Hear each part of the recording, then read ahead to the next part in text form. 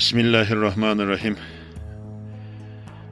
Bir inson aytadi-da, ikki etaj uy solibman deydi. Ikkinchi etajga hali chiqib dem olmabman deydi. Ey tavba.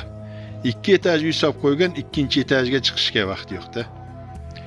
Har bir xonaga ishlatilmasa gilam, ko'rpacha, idish, tovoq zakotini berasiz. Bir yilda bir ishlatilmasa, kirmasa xonaga.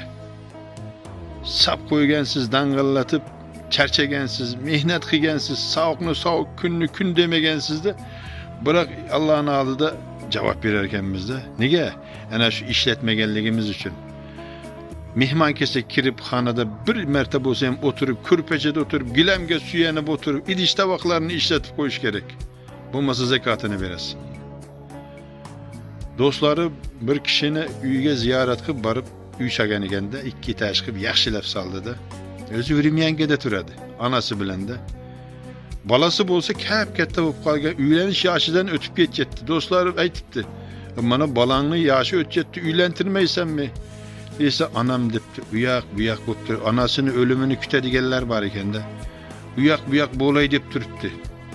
Onam bu yoqlik bo'lib qoladigan bo'lsa, undan keyin balamni uylantiraman" deb niyat qilibdi-da. Xudoning qudrati bir yildan keyin o'zi dunyodan o'tib ketib qoldi. Onasi hali tirik. Balasi uylandi, ana shu salgan uyiga kelib tushdi. Nima qildi? Mehnat qildi, o'zi ko'rinmay, davolanmay. Mana shu tanalar uchun javob beramiz ertallohning oldida.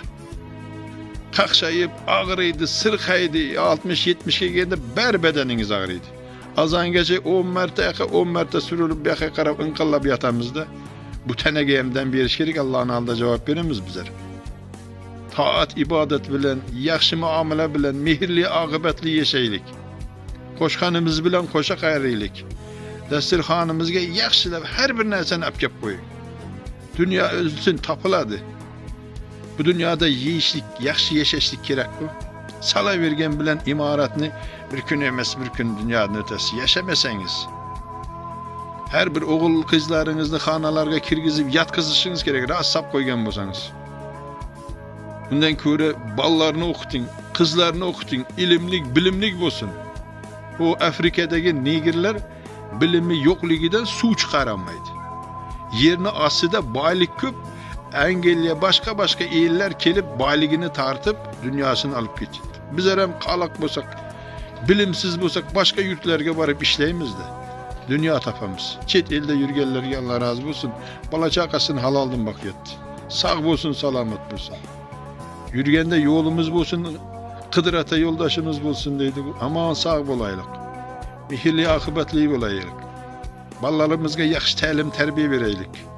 Bu ko'zimiz ochiq ekanligida Allohni taniylik. Qisqa umrda yaxshi yashaylik. Erta afsus nadomat qilmaylik. Assalomu alaykum va rahmatullohi va barakatuh.